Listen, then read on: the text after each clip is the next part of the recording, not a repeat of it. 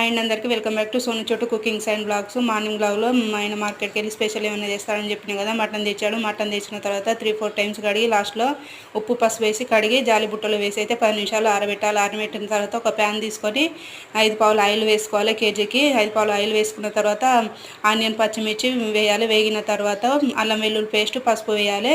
వేసిన తర్వాత కడిగి పెట్టుకున్న మటన్ వేసుకోవాలి. మటన్ వేసుకొని కలుపుకొని 10 నిమిషాలు మూత పెట్టుకొని ఉడికించుకోవాలి. 10 నిమిషాల తర్వాత చిన్న కట్ చేసుకున్న టమాటా కరివేపాకు వేసుకోవాలి. వేసుకున్న తర్వాత ఇంకొక 5 నిమిషాలు మూత పెట్టుకొని ఉడికించుకోవాలి. ఉడికించుకున్న తర్వాత ఉప్పు కారం ధనియాల పొడి గరం మసాలా వేసి కలుపుకోవాలి. వేసుకున్న తర్వాత కసూరి మేతి చిన్నగా ఇట్లా నములుకుంటూ వేసుకోవాలి. వేసుకొని కలుపుకోవాలి. తర్వాత కొత్తిమీర పుదీనా వేసి కలపాలి. కలిపి కొన్ని వాటర్ పోసి అయితే గ్రేవీ కోసం చిన్న చెమ్మడి వాటర్ వేయాలి. వేసి ఒక 5-10 నిమిషాలు మూత పెట్టి ఉడికించుకోవాలి. నచ్చితే లైక్ చేయండి, సబ్స్క్రైబ్ చేసుకోండి.